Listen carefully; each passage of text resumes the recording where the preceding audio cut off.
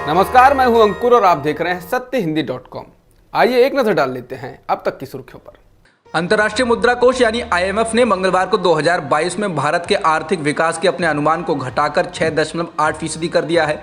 इसने अपने जुलाई के पूर्वानुमानों में इस विकास दर को 7.4% रहने का अनुमान लगाया था। ये पूर्वानुमान इस साल जनवरी में 8.2% रहने का अनुमान लगाया गया था। यानी जीडीपी विकास दर अनुमान लगातार घटता जा रहा है। बता दें, आईएमएफ उन एजेंसियों में अब शामिल हो गया है जिसने भारत की विकास दर में कटौती की है।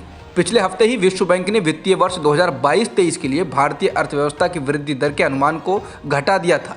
इसने 6.5% की वृद्धि दर का अनुमान लगाया। ये विश्व बैंक के पिछली बार जून 2022 के अनुमानों से 1% की गिरावट है। अर्थव्यवस्था में ये गिरावट तब आई है जब अंतर्राष्ट्रीय स्तर पर आर्थिक मंदी की आशंका जताई जा रही है और कई देशों की आर्थिक हालत नाजुक है।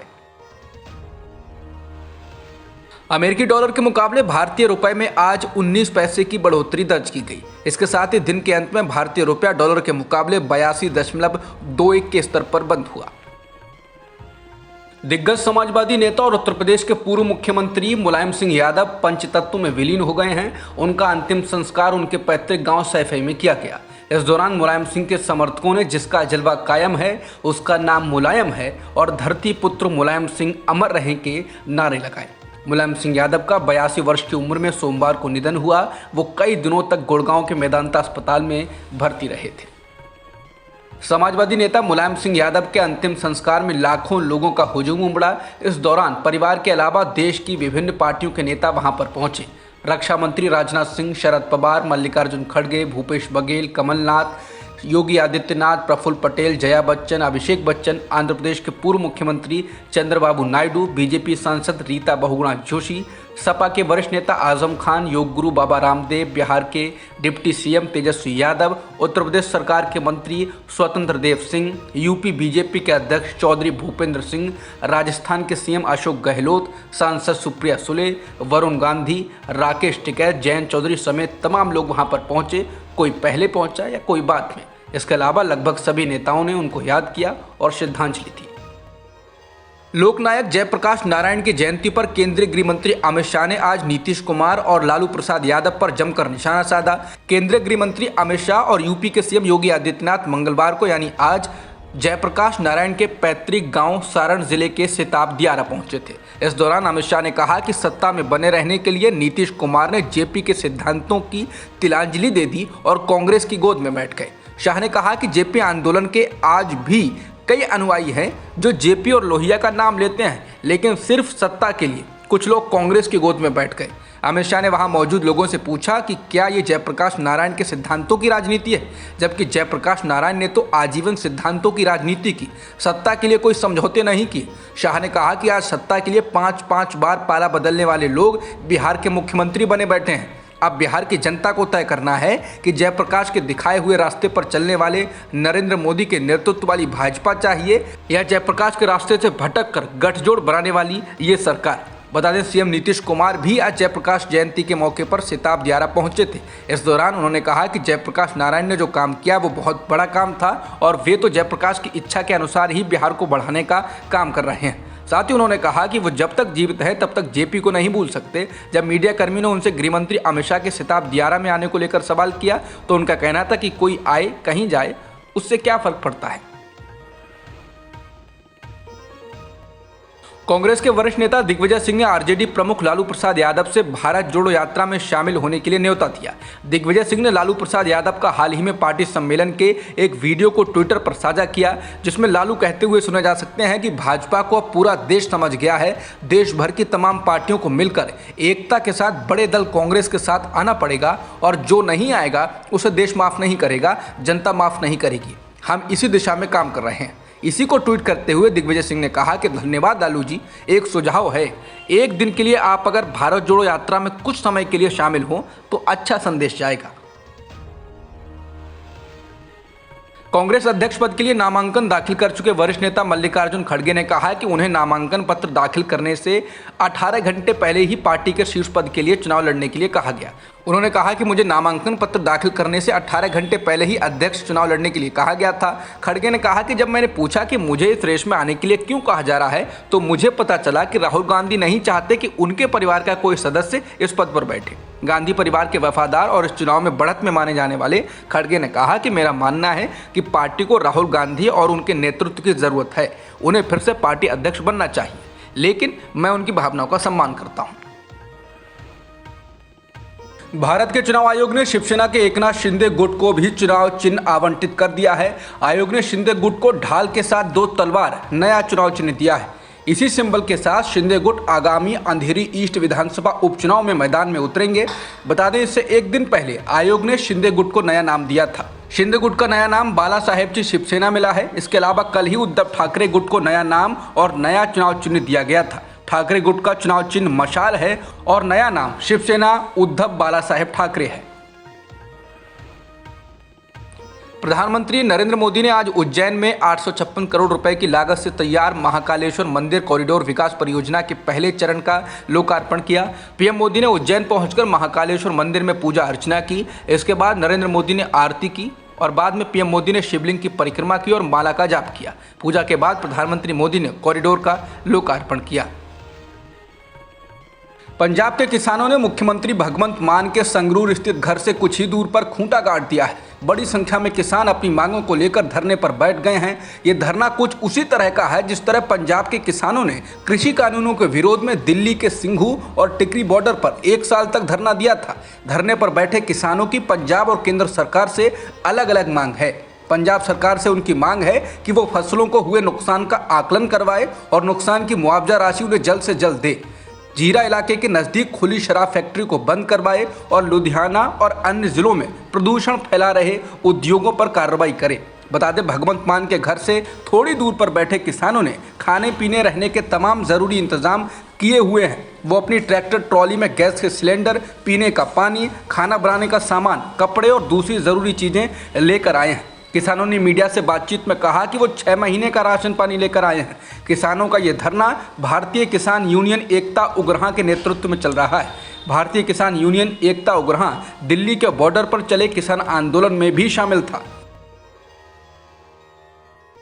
पंजाब के मुख्यमंत्री भगवंत मान के घर से कुछ दूर पर धरने पर बैठे किसानों में से एक किसान ने द ट्रिब्यून को बताया कि बड़े बड़े दावे किए जाने के बावजूद पंजाब सरकार उनकी मांगों को पूरा करने में फेल रही है। उन्होंने कहा कि पंजाब सरकार कहती है कि उसके पास पैसे की कमी है तो वो मीडिया में अपनी सरकार के कामकाज का विज्ञापन देने में करोड़ों रुपए क्यों खर्च कर रही है। उन्होंने द ट्रिब्यून को बताया कि उनकी तरह ही अन्य साथी किसान भी लंबी लड़ाई के लिए यहाँ आकर बैठ गए हैं। सुखमीत सिंह नाम के नौजवान ने अखबार से कहा कि आने वाले दिनों में पंजाब के कोने कोने से किसान इस धरने में पहुंचेंगे। उन्होंने कहा कि इस धरने को फेसबुक पर लाइव भी किया जा रहा है। किसानों ने संगरूर से लेकर पटियाला बठिंडा हाईवे तक के 3 किलोमीटर के इलाके में अपना डेरा डाल दिया है। किसानों ने कहा है कि जब तक उनकी मांगों को नहीं माना जाता है तब तक वो धरने से नहीं हटेंगे। किसानों के धरने को देखते हुए धरना स्थल पर पुलिस के जवान भी बड़ी संख्या में तैनात हैं। दिल्ली के पूर्व मंत्री राजेंद्र पाल गौतम आज दिल्ली की पुलिस के सामने पेश हुए। वो बौद्ध धर्म के आयोजन में हिंदू देवी देवताओं को ना मानने वाली शपथ लेने के बाद से ही विवादों में हैं। हालांकि उन्होंने वही शपथ ली थी जो BR अम्बेडकर ने ली थी। वो उसी शपथ को दोहरा रहे थे, लेकिन बीजेपी ने केजरीवाल को इस कार्यक्रम के बाद हिंदू विरोधी बताया तो गौतम को इस्तीफा देना पड़ा और केजरीवाल ने एक कदम आगे जाते हुए जय श्री राम का नारा गुजरात में लगाया। बता दें, दिल्ली पुलिस ने पूर्व मंत्री गौतम को आज 2 बजे पेश होने के लिए कहा था। पुलिस द्वारा समन नोटिस जारी किए जाने के कुछ ही घंटे बाद वो पूछताछ के लिए पेश हो गए। Deputy commissioner of police Shweta Chauhan ने समाचार एजेंसी ANI से कहा कि राजेंद्र पाल गौतम को अंबेडकर भवन में हुई एक घटना के संबंध में जांच के लिए बुलाया गया और जिसके लिए एक शिकायत मिली थी। ये एक सामान्य जांच है, देखते हैं कि इससे क्या निकलता है।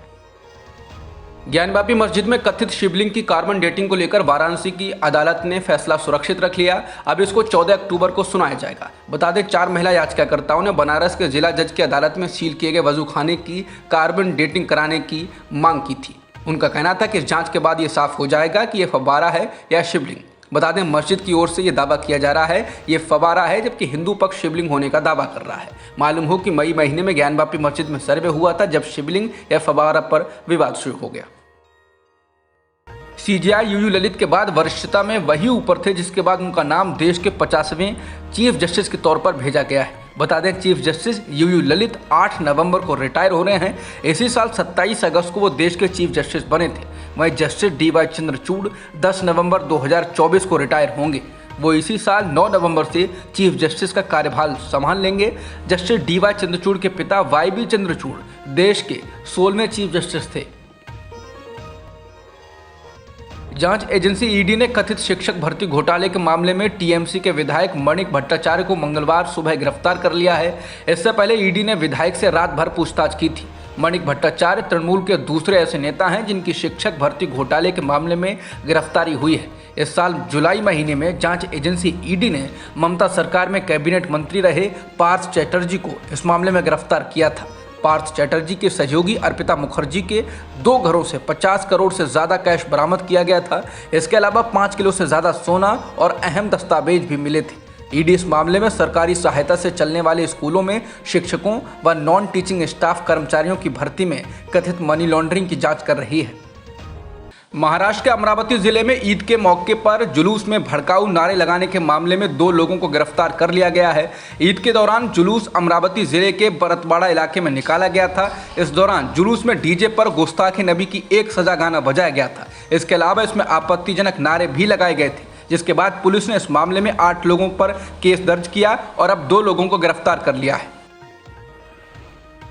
आए दिन अंधविश्वास के कारण जान लेने की खबरों में एक और खबर केरल से आई है। केरल में एक दंपति ने काला जादू के लिए कथित तौर पर मानव बलि दी, जिसके तहत 2 महिलाओं की हत्या कर दी। ऐसा उन्होंने अपनी आर्थिक तंगी दूर करने और समृद्धि यानी कि अमीर होने के लिए किया।